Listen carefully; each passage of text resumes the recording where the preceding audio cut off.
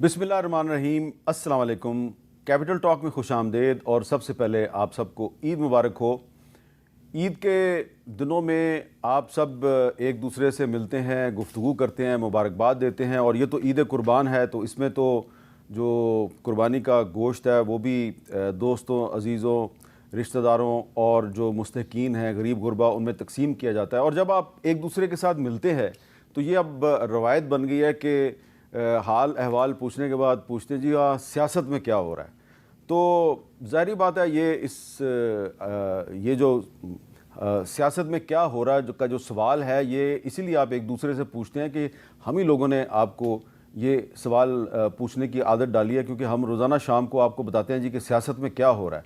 तो हमने सोचा कि ईद का मौका है तो बात करेंगे हम सियासतदानों से, लेकिन ज़रा थोड़ी सी सियासत से हट के, कोई भी चीज़ जो है उसको आप सियासत से अलग नहीं कर सकते, लेकिन सियासत से थोड़ा हट के गुफ्तगू करते हैं और पूछते हैं उनसे कि ये जो सियासी सूरत हाल है इस पर कोई आप लाइट मूड में शायराना तबसरा भी कर सकते हैं या नहीं कर सकते। और आप एक दूसरे की मुखालफत करते हैं तो एक दूसरे को मुबारकबाद आप कैसे देते हैं। तो आज गुफ्तगू के लिए हमारे साथ मौजूद हैं जनाब वलीद इकबाल साहब। किसी तारुफ के मोहताज नहीं, सेनेट के रुकन रहे हैं, तहरीक इंसाफ से उनका ताल्लुक़ है। रुमीना खुर्शीद आलम साहिबा जो कि वज़ीर-ए-आज़म की कोऑर्डिनेटर हैं बराए मौसमियाती तब्दीली और बड़ी एक्सपीरियंस्ड पार्लियामेंटेरियन हैं, बहुत बहुत शुक्रिया आप तशरीफ़ लाएँ। और फैसल सब्ज़वारी साहब सेनेटर हैं MQM पाकिस्तान से उनका ताल्लुक़, और ख़ास तौर पे आज वो हमारे प्रोग्राम में खुसूसी तौर पे कराची से तशरीफ़ लाएँ, जिस पे हम बहुत शुक्रगुज़ार हैं आपके। तो अगर आप इजाज़त दें, दोनों में वलीद इकबाल साहब से गुफ्तगू का, वलीद साहब मैं आपसे इसलिए गुफ्तगू का आगाज़ कर रहा हूँ कि आम तौर पे ईद का मौका ना भी हो तो आप मौके की मुनासबत से कोई ना कोई शेर जो है वो फिट कर देते हैं सियासी सूरत हाल पर। तो मैं आपसे पूछना चाह रहा हूँ कि इतनी पाकिस्तान में पॉलिटिकल पोलराइजेशन बढ़ चुकी है, सियासी जमातों की आपस में बहुत ज़्यादा कशीदगी जो है उसमें इजाफा हो चुका है, इस सूरत हाल में मुज़ाकरात की भी बात हो रही है, तो कोई आपको उम्मीद है, कोई शायराना तबसरा फरमाएंगे इस सूरत हाल पे आप? मुझे लग रहा है कि जो अशार मेरे जहन में आ रहे हैं वो आपको ना लगे इस तरह के कि जिससे कोई बहुत ज़्यादा किसी ऑप्टिमिज़म का जो है इजहार हो रहा हो। मैं यहाँ पे भी आते हुए मैंने गाड़ी में बांगे दरा की कॉपी रख ली। बांगे दरा में एक नज़म है 6 अशार की, इतनी वेल नोन नज़म नहीं है लेकिन है सही, और उसका उन्वान है ईद के मौके पर शेर कहने की फरमाइश पर। और उसका एक शेर मुझे लगा कि इस काबिल है कि उसको दोहराया जा सके, और वो है ख़ज़ां में मुझको रुलाती है याद फ़स्ल बहार, खुशी हो ईद की क्यों कर के सोगवार हूँ मैं। खुशी हो ईद की क्यों कर के सोगवार हूँ मैं। तो आप ईद के मौके पे सोगवार हैं? मैं बस वो शेर, क्योंकि आपने कहा था ना कि कोई ऐसा शेर ज़हन में आता है, तो सोगवार बहुत से देखें। ईद का मौका है तो ईद मुबारक आपको भी सबसे पहले, दीगर मेहमानों को, ख़ास तौर पे मेरे साबिक कॉलीग और दोस्त सब्ज़वारी साहब को जो कराची से तशरीफ़ लाए हैं आपके पास। ईद का मौका है सही, लेकिन फिर जिस तरह दुनिया भर में हालात हैं, ख़ास तौर पे गज़ा में, शाम में, यमन में और दीगर यूक्रेन में जंग चल रही है, वो सब कुछ, और फिर कुछ रियासती जबर का निशाना कुछ लोग पाकिस्तान में भी बन रहे हैं। लेकिन मैं अपने गम का रोना नहीं रोना चाह रहा क्योंकि ईद का मौका है, लेकिन ये आई थिंक थोड़ा सा शेर जो है आपके शेर फिट कर जाता है इस पस मंज़र के अंदर। बट अदरवाइज़ जो है ईद का मौका, मैं तो समझता हूँ कि जिस तरह से अब मैंने गज़ा की मिसाल अगर दी, तो वहाँ भी अगर छोटे बच्चे होंगे, जो यकीनन हैं, हर जगह होते हैं, मुझे बावजूद इस शेर के मैं समझता हूँ कि और जो मुझे अपने बचपन में ईदों की खुशी याद है, किसी भी आप मुश्किल वक्त में हों और हालात में हों और ये सारे आपके इर्द गिर्द ये तशद्दुद और जंग और इस तरह की कैफियत हो, तो ईद का मौका एक ऐसा होता है, और ख़ासकर बच्चे जो होते हैं उनके लिए एक वो जैसा भी हालात हों, आई थिंक उसकी बड़ी एक ख़ास एक मकाम होता है खुशी का भी, और वो एक माहौल इस तरह का होता है। आप जो भी कोई आपकी इर्द गिर्द हकीकत हो, एक ईद का एक माहौल, एक एनवायरनमेंट ऐसा होता है जो आपको एलिवेट कर देता है और खुश कर देता है। तो आपने ईद के मौका पे गज़ा के बच्चों का जिक्र किया है, आपका बहुत शुक्रिया। और मैं आज आपकी मुलाकात एक ऐसे पाकिस्तानी डॉक्टर से करवाऊंगा जो अमेरिकन नेशनल हैं और गज़ा में काफ़ी दिन उन्होंने गुजारे हैं फ़लस्तीनी बच्चों के साथ। अच्छा, रुमीना खुर्शीद साहिबा, آپ کو لوگ جانتے ہیں کہ آپ ایک بڑی active P M L N کی ممبر آف دی پارلیمنٹ ہیں، لیکن ان کو یہ نہیں شاید بہت سے لوگوں کو پتا کہ شعر و ادب کے ساتھ بھی آپ کا کافی گہرا تعلق ہے. تو جو اس وقت پاکستان کی جو موجودہ صورتحال ہے اس پہ کوئی آپ شاعرانہ تبصرہ فرمائیں گی؟ پہلے تو بہت بہت شکریہ حامد میر صاحب آپ کا پروگرام میں مدعو کرنے کے لیے، اور میں آپ کے توسط سے اپنے ولید اقبال صاحب کو اور بہروز سبزواری صاحب کو، آپ کو اور تمام تر ملک میں رہنے والے فیصل سبزواری صاحب میں نے کو، عمران خان صاحب پہ نہیں کیا. یہ ویسے all Sabzwaris are becoming famous. نہیں I'm sorry میرا تھوڑا سا نام آج کل بہروز سبزواری صاحب نون لیگ والوں کے بڑے فیوریٹ ہیں. نہیں دیکھیے وہ ایکٹر بھی ہیں، اداکار بھی، میں ان کے اس سے، لیکن میں معذرت چاہتی ہوں، میرا تھوڑا سا نام کی غلطی لگ جاتی ہے. بٹ اینی ویز میں میری طرف سے آپ سب کو بہت بہت عید مبارک، اور میں تمام تر جو سننے والے دیکھنے والے ہیں ان کو بھی ضرور کہوں گی، اور بالخصوص طور پر سب سے یہ ضرور کہوں گی کہ دعا کریں کہ ہمارے وہ تمام تر لوگ، وہ بالخصوص وہ مائیں، وہ بچے جنہوں نے غزہ میں، کشمیر میں، فلسطین اور شام، یمن، جہاں کہیں پر بھی جو لوگ دکھ اٹھا رہے ہیں اور تکلیف میں اور اذیت میں ہیں، ان سب کو ہمیں اپنی دعاؤں میں یاد رکھنا چاہیے، کیونکہ وقت کسی پر بھی آتا ہے، اور میں سمجھتی ہوں کہ اس وقت ان سے بڑی تکلیف اور اذیت میں کون ہوگا جن کو ایک بوند پانی کے لیے بھی جس طرح وہ ترس رہے ہیں. جہاں تک بات ہے آپ نے کہا پاکستان کی، تو میں تو یہی کہوں گی کہ خدا کرے کہ میرا وطن جو ہے وہ پراسپیرٹی کی طرف بڑھے. شعر اس ٹائم جو ہے وہ تو اس طرح سے نہیں، لیکن جہاں پہ بات آتی ہے فلسطین کی، کیونکہ شاید میں نے زندگی میں کچھ حالات اس طرح کے دیکھیں، خدا نخواستہ اس طرح کے تو نہیں، لیکن جب ایک ماں ہوتے ہوئے جب میں ان بچوں کو یا ان عورتوں کو، خواتین کو، چاہے وہ کشمیر سے ہوں، کیونکہ فلسطین میں جو واقعات ہو رہے ہوں تو اب ہیں، لیکن جو کشمیر میں ہم دیکھ رہے ہیں وہ ایک کافی عرصے سے جو دکھ ہے، اس پہ میں صرف یہی کہوں گی کہ اب تو دعا ہے کہ موسیٰ آ جائے اور یہ دریا بھٹ جائے، اور اب میرے رب کا کرم اس دھرتی پہ ہو جائے، کیونکہ اب بس ہوا، اور دھرتی کتنی لہو لہان ہوگی اور یہ زمین کتنی شرمندہ ہوگی. بالکل، بہت اچھی بات کی آپ نے حالات کی مناسبت سے. تو فیصل سبزواری صاحب، بجٹ بھی پیش ہو گیا عید سے کچھ دن پہلے، تو اس کے بعد بہت سے لوگ جو اس سے ناراض بھی ہیں، تو اس پہ بھی بات کریں گے. لیکن کیا صورتحال ایسی ہے، آپ کیونکہ حکومت کے اتحادی بھی ہیں، تو کیا صورتحال ایسی ہے کہ یہ کہا جائے کہ کیا کہیں کچھ کہا نہیں جاتا، اب تو چپ بھی رہا نہیں جاتا؟ آپ کے بھی چپ رہنے کا ٹائم ختم ہو رہا ہے. ایسی یقیناً ایسی بہت ساری باتیں. آپ سب کو عید مبارک ہو. وہ بھارت کے ایک شاعر ہیں نواز دیوبندی، مجھے آپ کی اس گفتگو سے ان کا شعر یاد آ گیا. اور انہوں نے پڑھی تھی ایک نظم کراچی میں، ایک غزل اپنی، کہ ایک دوسرے کا ساتھ ہیں ہم یوں نبھا کے خوش، میں رو کے خوش ہوں اور مجھے وہ رلا کے خوش. آئے ہائے ہائے اور مجھے وہ رلا کے خوش. تو یہ والی صورتحال ہے. آپ ان دونوں سے پوچھ رہے تھے کہ کوئی حالات پہ، جو میں حالات پہ مجھ سے لوگ پوچھتے ہیں. افتخار عارف صاحب نے آج سے کوئی 10-15 سال پہلے کسی اور کا شعر سنایا تھا، اور کیا کمال تھا. ہماری خوش بختی کہ ہم ان کے ساتھ بیٹھے ہوئے تھے. کہ کس سے پوچھوں میں بھلا منزل جانا کا پتہ، کس سے پوچھوں میں بھلا منزل جانا کا پتہ، اس کو لگ جاتی ہے چپ جس کو خبر ہوتی ہے. اس کو لگ جاتی ہے چپ جس کو خبر ہوتی ہے. اوئے ہوئے ہوئے ہوئے. یہ حالات ہیں. تو خبر ہے آپ کے پاس، اسی لیے تو ہے کچھ ایسی بات جو چپ ہوں، ورنہ کیا بات کر نہیں آتی. ہاں اچھا. تو یہ بتائیں ولید صاحب کہ اب آپ کو کافی عرصہ ہو گیا ہے سیاست میں، کئی سال گزر گئے ہیں آپ کو. 2013 میں آپ نے پہلی دفعہ الیکشن لڑا تھا نا؟ جی ہاں. اور واحد الیکشن وہی تھا. سینٹ کے الیکشن کو اگر آپ گنتے ہیں تو وہ بھی لڑا تھا. ہاں اس کے بعد تو مجھے یہ بتائیں کہ جب ہمارا جو پولیٹیکل کلچر ہے اس میں ٹالرنس کم ہوتی جا رہی ہے، ایک دوسرے کو برداشت کرنے کا جو عنصر ہے وہ کم ہوتا جا رہا ہے، جب عید کے موقع پہ آپ اپنے کسی سیاسی مخالف کو ملتے ہیں تو آپ اس کو کیسے ملتے ہیں؟ جس طرح آج ہم مل رہے ہیں جی، یہ سیاسی مخالفین سامنے بیٹھے ہوئے ہیں. کچھ آپ نے ان کو مبارکباد دی؟ بالکل جی، مبارکباد دی. اور مطلب ہمارے ملک میں ہر قسم کے سوچ رکھنے والے اور سیاسی نظریے والے لوگ ہیں، لیکن ہے تو سب پاکستانی ہی ہم. اور یہ کراچی سے ہیں، میں لاہور سے ہوں، رومینہ جو ہیں یہ گجرانوالہ سے ہیں غالباً. ان کے ساتھ میں ایک پارلیمنٹری کانفرنس پہ بھی ٹریول اکٹھے کیا ہے.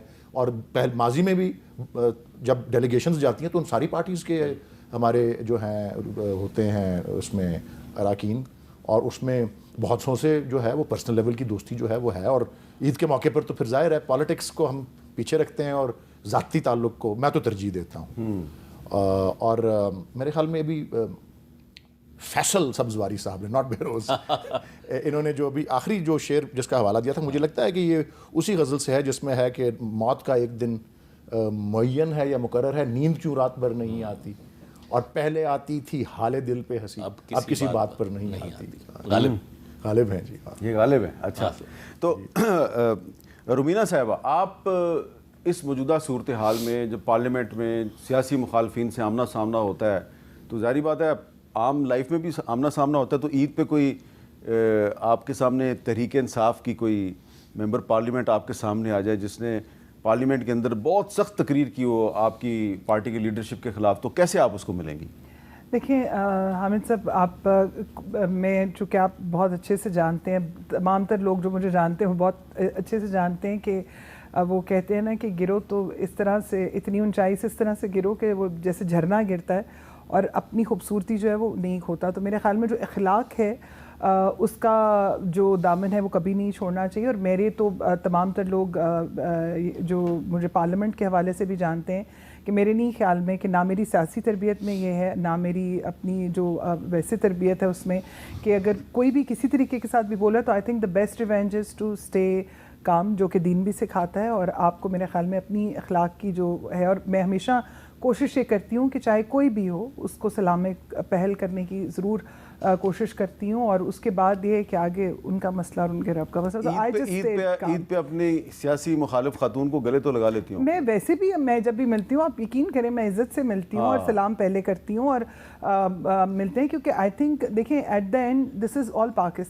پاکستان ہے تو ہم ہے، اور پھر سب سے اب دیکھیں پاکستان کس کے اوپر بنا، اسلام کے نام پہ اوپر بنا، اور ہمیں میرے خیال میں ہر ایک کی اپنی انڈیویجول ایک سوچ ہے، فکر ہے، اور ان کا اپنا ایک نظریہ ہے۔ تو میرے نظریے کے مطابق تو آپ کچھ بھی ہو آپ کو ایک دوسرے کے ساتھ اخلاق سے ملنا ہے، کیونکہ بعد میں بھی at the end what's the end dialogue. میں چھوٹی سی ایک مداخلت کروں گا، ایک بریف سا ان کے بارے میں اور اپنے بارے میں واقعہ بتانا ہے۔ جب ہم وہ ڈیلیگیشن پہ اکٹھے جا رہے تھے چائنا، تو ہم یہاں اسلام آباد سے ہی فلائی کر رہے تھے، تو یہ پہلے آ کے چیک ان کر گئیں، میں آدھا گھنٹہ بعد آیا تو مجھے چیک ان کاؤنٹر پہ جو تھے صاحب، انہوں نے کہا کہ جی وہ آپ کی جو ساتھ جا رہی ہیں ڈیلیگیٹ، انہوں نے کہا ہے کہ برابر والی سیٹ آپ کو دے دی جائے ضرور، لیکن انہوں نے کہا کیا آپ ان کے ساتھ بیٹھنے کو تیار ہیں؟ وہ تو یہ خواہش کا اظہار کر کے گئی ہیں، آپ کو ہم دوسری سیٹ بھی دے سکتے ہیں۔ میں ان سے پہلے نہیں ملا تھا، ہماری پہلی ملاقات تھی، اور مجھے علم تھا کہ یہ پی ایم ایل این سے ہیں، اور ان کو بھی علم تھا کہ میں پی ٹی آئی سے ہوں، لیکن جب یہ خواہش کا اظہار کر کے گئی تھی کہ برابر والی سیٹ میری ہو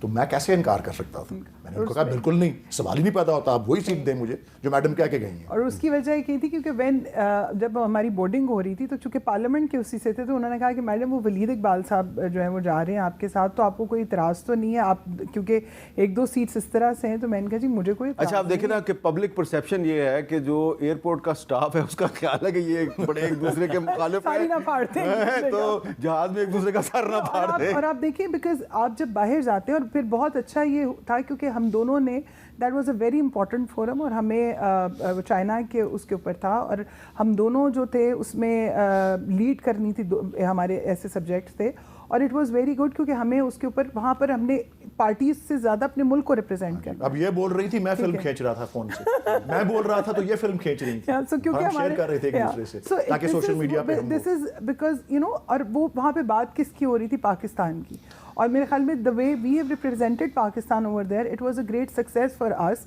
اور پھر بعد میں اسی پروگرام سے کافی ساری چیزیں جو ہیں وہ مزید اوپن ہوئی، انٹرنیشنل وہ فورم تھا، اور اس ٹائم پہ میرے خیال میں ایک بہت اچھی ایگزامپل جو تھی ہم نے سیٹ کی۔ لیکن میں بالکل سمجھتی ہوں بہت سارے لوگ جو ہیں، اب کیونکہ عید کا موقع ہے تو مناسب نہیں کہ میں کسی کا ذکر کروں، دوسری جماعتوں سے بھی، چاہے وہ پی ٹی آئی کی طرف سے ہوں یا کسی like they don't want to meet with us، یہ حقیقتاً میں آپ کو بتا رہی ہوں، لیکن میں میرے ساتھ میرے اور جو کولیگز ہیں وی آلویز گو فارورڈ اور کرتے ہیں، پھر آگے کوئی بات کرنا چاہے یا نہیں، اور میں سمجھتی ہوں ہر کسی کی ایک اپنی انڈیویجول پہچان ہے، اور پاکستان سے باہر سب سے ٹاپ پریورٹی آپ کی پاکستان ہونی چاہیے، کیونکہ وہاں پر آپ کی چھوٹی سی غلطی آپ کے ملک کو یا آپ کے لیے ایک بدنامی کا باعث بن سکتی ہے۔ اچھا فیصل بھائی، پاکستان سے باہر آپ کی ٹاپ پریورٹی پاکستان ہونا چاہیے. پاکستان میں بھی ہونی بہت چاہیے. زبردست اپروچ ہے, پاکستان کے اندر بھی تو ہونی چاہیے. ایبسلیوٹلی. تو اور یہ آپ پاکستان کے اندر ایک بڑا اچھا آپ جو گفتگو کر رہے ہیں ایک بڑی اچھی مثال ہے اس کی.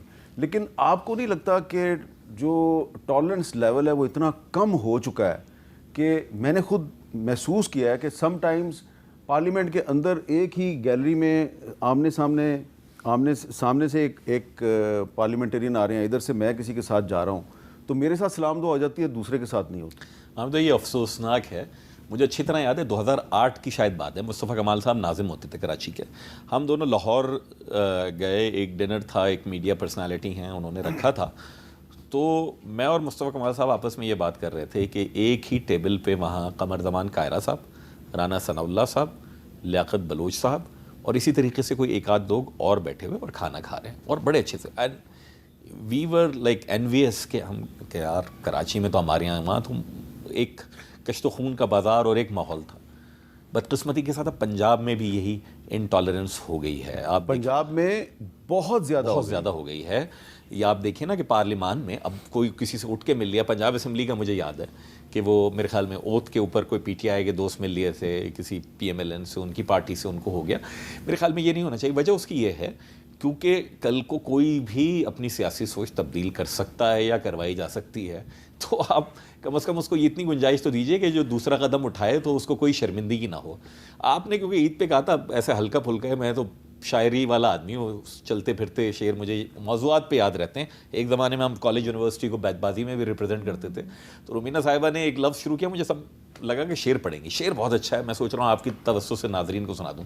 انہوں نے کہا تھا نا گرو تو بڑا کمال شعر ہے کہ گرو تو ساتھ گرے شان شاہ سواری بھی, گرو تو ساتھ گرے شان شاہ سواری بھی, زوال آئے تو پورے کمال سے آئے, سوال آئے تو زوال آئے ان کو تو سوال آیا تو پورے کمال سے آئے. زوال آئے تو سوال آیا. آپ کہہ رہے ہیں کہ اب زوال بھی اگر آنا ہے تو کمال سے آئے ہیں.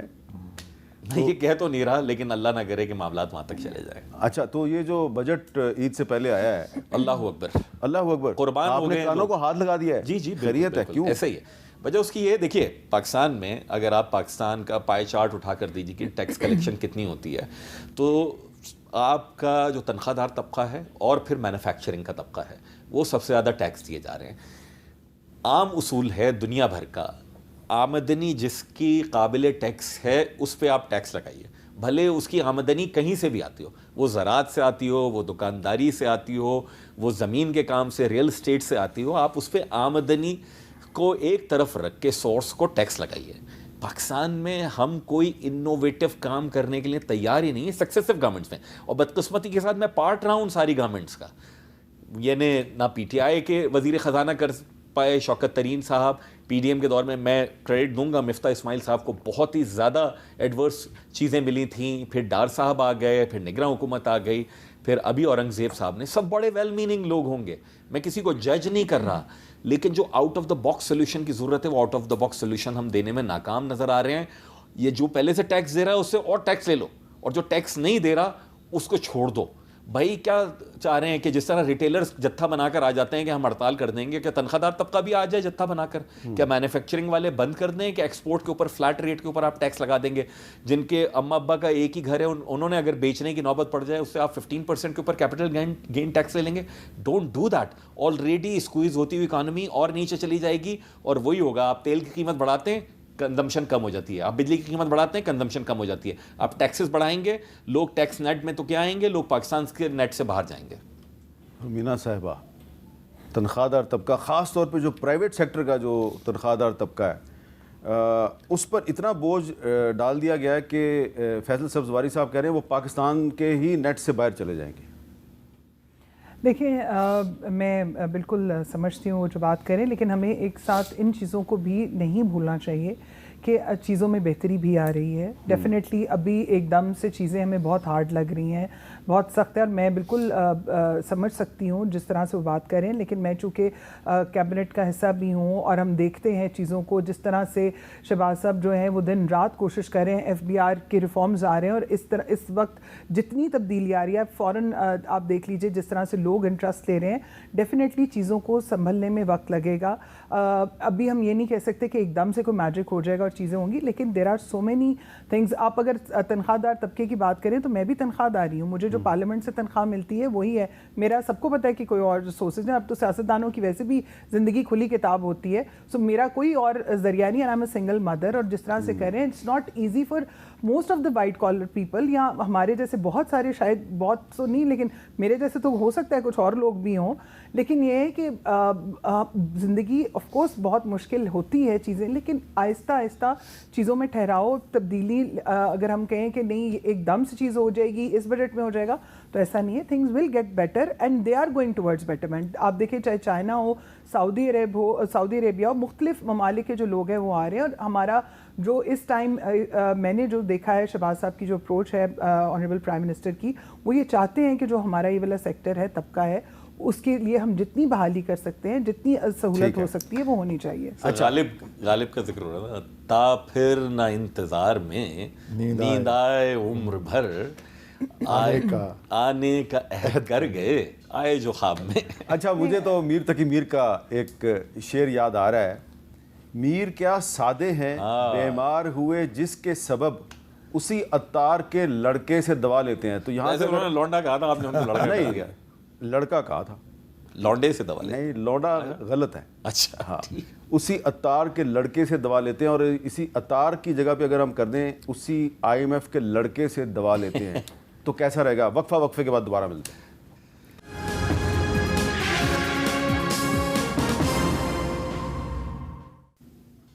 کیپٹل ٹاک میں دوبارہ خوش آمدید. ولید اقبال صاحب, وقفے سے پہلے میں نے میر تقی میر کے ایک شعر کے پردے میں یہ سوال اٹھایا کہ جب آپ ہمیشہ آئی ایم ایف ہی کے لوگوں سے بجٹ بنوائیں گے تو یہی پرابلمز ہوں گے نا. آپ کے دور میں بھی I am if he budget بنا رہی تھی, ابھی مسلم لیگ نون کے دور میں ہی آئی ایم ایف بجٹ بنا رہی ہے, تو یہ کب ہم خود اپنا بجٹ بنانا شروع کریں گے؟ بس جی, جب بھی اللہ تعالیٰ نے ہم کو یہ توفیق دی کہ اپنے پاؤں پہ کھڑے ہو جائیں.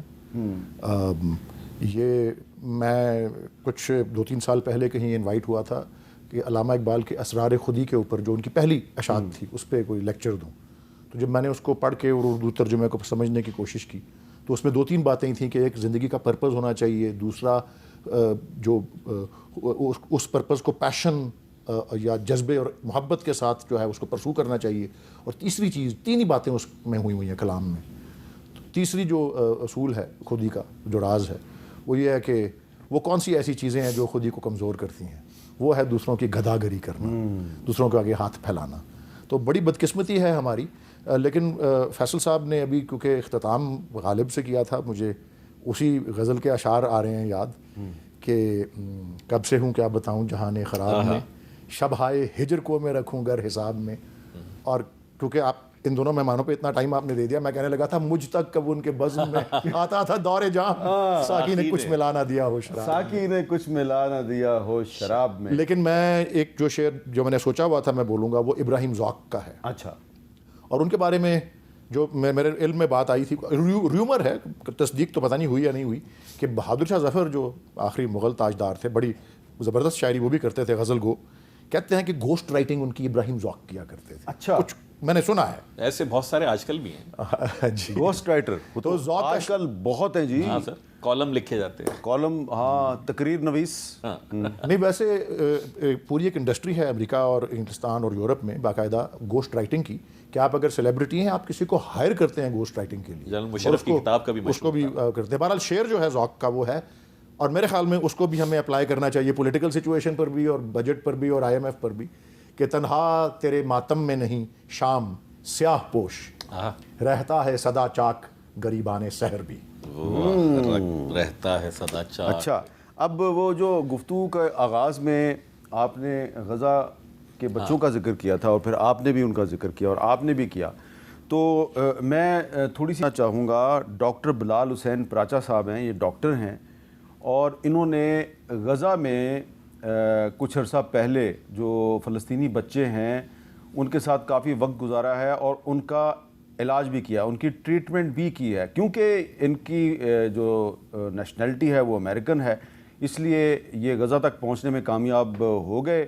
اور میرے سمیت بہت سے صحافی اور پاکستان کے ڈاکٹر جو وہاں پہ جانا چاہتے تھے وہ ہم نہیں جا سکے کیونکہ ہمارے پاس نیشنلٹی جو ہے وہ پاکستان کی ہے، لیکن بلال صاحب جو ہیں انہوں نے وہاں پہ کافی وقت گزارا ہے، تو ان سے پوچھتے ہیں۔ بلال حسین پراچا صاحب، بہت بہت شکریہ، آپ نے کافی وقت گزارا ہے غزہ میں، تو یہ بتائیں کہ آپ کب تھے وہاں پہ اور اب پاکستانیوں کو کیا کرنا چاہیے؟ ہم عید کے موقع پہ ذکر کر رہے ہیں اپنے فلسطینی بھائی بہنوں کا، ہم ان کے لیے کیا کر سکتے ہیں؟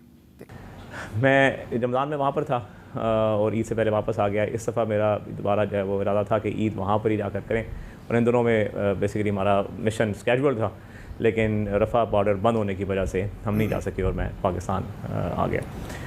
صورتحال ظاہر ہے کہ انتہائی گمبھیر ہے، ہر کسی کے سامنے ہے۔ شاید آپ تصویر دیکھ رہے ہوں جہاں پر یہ اقصیٰ اسپتال کے سامنے میں بچوں کے ساتھ کھڑا ہوں۔ یہاں پر یہ ہسپتال دیر البلاح میں جو مڈل پوائنٹ ہے وہاں پر ہے، جہاں پر کہ 2 دن پہلے ایک انتہائی خون ریز نام نہاد آپریشن ہوا، جس میں کہ 274 کنفرمڈ جو ہے وہ ڈیتھ ہیں، جو کہ میرے خیال میں اس سے کہیں زیادہ ہوں گے۔ تو میں نے جب میسج کیے اپنے وہاں پہ دوستوں کو جو نرسنگ ڈائریکٹر ہیں، سامع ابو اجوا، ڈاکٹر ڈاکٹر حداد، تو میں نے کہا کہ بھئی کیسے کیا حال ہیں، تو اور ان کو بتایا کہ میں آنے والا تھا اور نہیں آ سکا، تو انہوں نے کہا کہ بھئی جاتے ہوئے کہتے ہو قیامت کے روز ملیں گے، کیا خوب قیامت کا ہے گویا کوئی دن اور۔ انہوں نے کہا کہ وہ اٹ واز لائک ہیل، اور 200 شہید لائے گئے ہسپتال میں اور 600 زخمی تھے، تو اور یہ جو لائے گئے ہیں ان کے علاوہ ظاہر ہے کہ بہت بڑی تعداد شہید تھے جو کہ نہیں لائے گئے۔ اور انہوں نے بتایا کہ ہمارے پاس 2 دن کا فیول موجود ہے، 2 انجن ہے جن میں سے ایک انجن بند ہو چکا ہے اور دوسرے انجن کے لیے صرف 2 دن کا فیول موجود ہے۔ اس سے 10 دن پہلے وہ سارے آپریشن بند کر دیے تھے انہوں نے، صرف ICU کھلا رہ گیا تھا، پھر دوبارہ کہیں سے فیول آیا اور یہ صورتحال شروع ہوئی۔ تو اب جو ہے وہ انتہائی ٹینس صورتحال ظاہر ہے کہ ہمارے سامنے ہے، اور اس میں جو ہے وہ ایک 3 مہینے کی بچی جو ہے وہ نہیں بھولتی کہ جو لائی گئی اور اس کو ہم نے انٹیوبیٹ کیا نصرات کیمپ پہ، دھماکے کے بعد، حملے کے بعد، اس وقت نصرات کیمپ پہ حملہ ہوا اور اس کے ارد گرد کوئی بھی نہیں تھا، نہ باپ نہ ماں نہ باپ، کوئی بھی نہیں۔ اسی طریقے سے 11 سال کا بچہ بروکن چیسٹ کے ساتھ بالکل زندگی موت کی کشمکش میں تھا، اللہ کے فضل سے ہم نے اسے بچا لیا۔ 2-3 دن وہ وہاں پر ہی ایک نام نہاد سے بستر پہ پڑا رہا، لیکن یہ ہے کہ اس کی ماں نظر نہیں آئی اور میرے میں ہمت نہیں تھی کہ میں پوچھوں کہ اس کی ماں کہاں ہے۔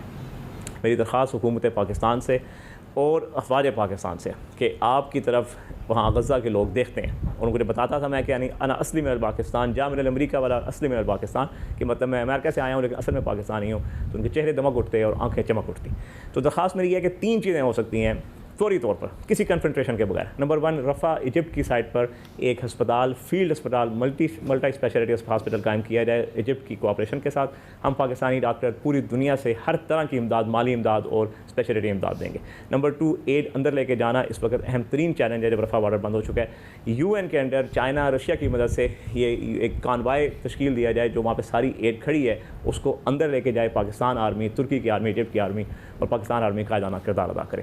تیسرے اور آخری نمبر پہ یہ ہے کہ سیز فائر انشاءاللہ کسی بھی روز ہو جائے گی، لیکن اس کے بعد پیس وہاں پر قائم رکھنا، پیس آرمی کے طور پر، UN کے طور پر کم از کم اگلے 5 سال کے لیے، جس میں ریکنسٹرکشن ساری شامل ہو، جیسا کہ پہلے عرض کیا ہے کہ ان کا اعتماد صرف پاکستان پر ہے۔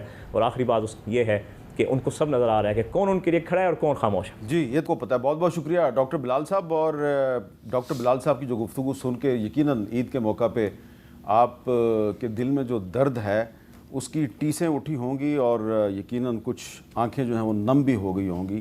ایک وقفے کے بعد دوبارہ ملتے ہیں۔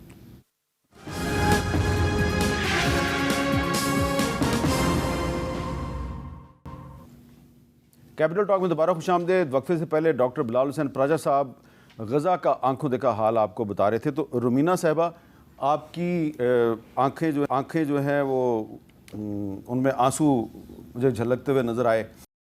ہم کیا کر سکتے ہیں؟ جو ڈاکٹر بلال پراچا صاحب نے 2-3 باتیں کہی ہیں، کیا ہم وہ کر سکتے ہیں؟ دیکھیں، ڈیفینیٹلی دس از ایسا کب ہے کہ ہم کچھ نہیں کر سکتے۔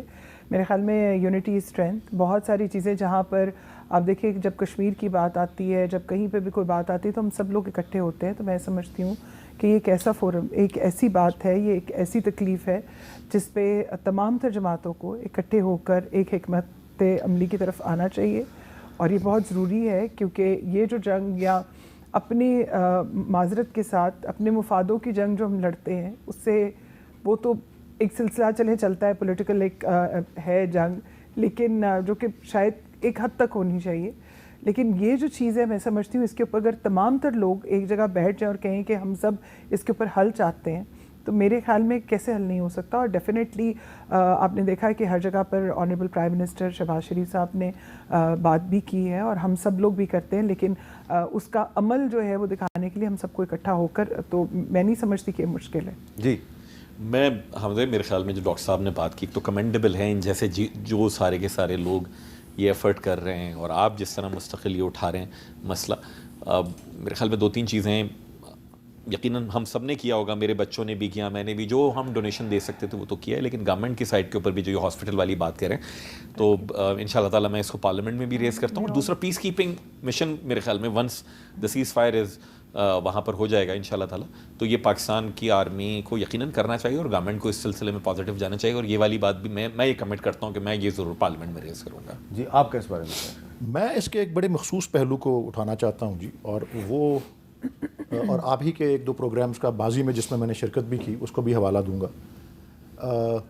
آپ کو یاد ہوگا کہ یہ جب غزہ میں سارے یہ کانفلکٹ شروع ہوئی تو ہندوستان میں RSS BJP اس طرح کی کوئی لیڈرشپ جو تھی, انہوں نے باقاعدہ یہ اعلان کیا کہ جی ہم اپنے جتھے بھیجیں گے وہاں پہ اسرائیل کے ساتھ جو ہے, گئے بھی ہیں اور وہ گئے بھی. اور پھر آپ نے یہ بھی دیکھا کہ آپ ہی کے ایک پروگرام میں یوگی آدتیہ ناتھ کی بھی بات آئی اور میں نے بتایا کہ یہ تو وہ آدمی مشہور اس چیز کے لیے, اس نے ایک بیان دیا تھا کہ مسلمان عورتوں کی میتوں کو قبروں سے نکال کے ان کے ساتھ جناب الجبر کرو. میں نے کہا اس طرح کے یہ ریبڈ لوگ ہیں. تو ایک جو امید کی کرن نظر آئی وہ اس باری ہندوستان کے ووٹرز نے جو کیا مودی کے ساتھ, اور یہ ساری جو مینٹالٹی ہے جو وہاں کی انتہا پسندی کی مینٹالٹی, تو وہ 2024 بہت سے الیکشنوں کا سال ہے. پاکستان میں بھی ہو گئے, چلیں جیسے بھی ہوئے, ہندوستان میں بھی ہو گئے, اور آپ نے رزلٹ دیکھا فرانس میں, انگلستان میں, امریکہ میں. مجھے لگتا ہے یہ ساری کانفلکٹ جو ہے اس کے آثار جو ہیں لوگوں کے ووٹنگ پیٹرنز کے اندر جو ہے وہ نظر آئیں گے. اور اسی لیے آپ ہی کا ایک پروگرام تھا جو 9 نومبر 2023 کو ہوا تھا, تو ہم نے بات یہی کی تھی, آپ نے شاید اس کا موضوع ہی رکھا تھا کہ سلطانی جمہور کا آتا ہے زمانہ, جو نقشے کو ہم تم کو نظر آئے مٹا دو. تو مجھے امید ہے کہ ایک جمہوری پروسیس کے ذریعے دنیا کے جو عوام ہیں وہ اظہار یکجہتی جو ہے وہ کریں. سلطانی جمہور جو ہے وہ جو سیاسی مذاکرات شروع ہو رہے ہیں جس میں آپ کی پارٹی نے بھی کہا جی ہم اس کے لیے تیار ہیں, اور مسلم لیگ نون کی طرف سے بھی پازیٹیو جیسچر آیا ہے, آپ کی طرف سے بھی آیا, تو سلطانی جمہور کا زمانہ کو قریب نظر آ رہا ہے آپ کو؟ دیکھیں میں سمجھتی ہوں کہ وقت جو ہے وہ تو کوئی بھی وقت خاص جو وقت ایک وقت جو ہے وہ تو معین ہے, لیکن آئی تھنک کہ گفتگو کے راستے تو ہمیشہ کھلیں, اور سیاست جو ہے وہ نام ہی ڈائلاگس کا ہے, مفاہمت کا ہے, اور جتنی جلدی کوئی انسان ایک دوسرے کے ساتھ مل کر بیٹھ کے بات چیت کرے تو میرے خیال میں اس سے بہتر تو کوئی بات ہی نہیں. سلطانی جمہور, فیصل بھائی, سلطانی جمہور جو ہے یعنی کہ عوام کی حکمرانی, عوام کی حکمرانی, جمہور کا مطلب ہے عوام, تو سلطان بنانا ہے جی عوام کو, تو جو کہ نہیں ہے, تو یہ پاسبل ہے پاکستان میں اور قائد اعظم کے پاکستان میں؟ قائد اعظم کے پاکستان میں پاسبل تھا, ہمارے پاکستان میں اس وقت تو ممکن نہیں ہے. تو کیا فرق ہے قائد اعظم کے پاکستان میں اور آج کے پاکستان میں, کیا فرق ہے؟ نہیں, قائد اعظم کے پاکستان میں تو قائد اعظم کوئی ریڈیکل اور انتہائی کٹر بھلے وہ کسی بھی حوالے سے نظریات ہوں ان کے حامل نہیں تھے. قائد اعظم ایک معتدل مزاج انسان تھے. قائد اعظم کی سیاست میں بڑا پریگمیٹزم تھا. قائد اعظم کی سیاست میں سول اور ملٹری بیوروکریسی کا وہ کردار نہیں تھا جو یہاں ہے. قائد اعظم کی سیاست میں مذہبی انتہا پسندی کی کوئی گنجائش نہیں تھی.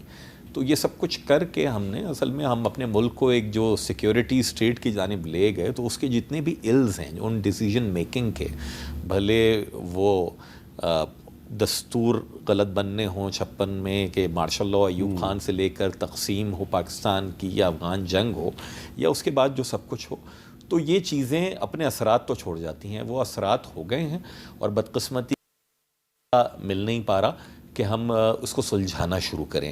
سلجھانا ہے, سلجھائے بغیر چارہ نہیں, کیونکہ 25 کروڑ لوگ تو کینیڈین نیشنلٹی نہیں لے سکتے, تو اس لیے اس کو سلجھائے بغیر چارہ اور نہیں ہے. یہ اسی طرح اسی وقت سلجھے گا جب ہم عید قربان پہ جانور قربان کریں اور عام دنوں میں اپنی انا کی قربانی دیں. بے شک سب کو اپنی انا کی قربانی دینی چاہیے. آپ کا بہت بہت شکریہ ولید اقبال صاحب, اور رومینہ خورشید صاحب آپ کا بھی شکریہ, اور فیصل سبزواری صاحب آپ کا بھی بہت بہت شکریہ. اور میں چلتے چلتے ہوں گا کہ فقیرانہ آئے صدا کر چلے, میاں خوش رہو ہم دعا کر چلے. اللہ تعالیٰ آپ کو خوش رکھے اور پاکستان کو ہمیشہ سلامت رکھے. عید کے موقع پر ایک دوسرے کو دعا دیں, ایک دوسرے کی مدد کریں. اجازت دیجیے, اللہ حافظ.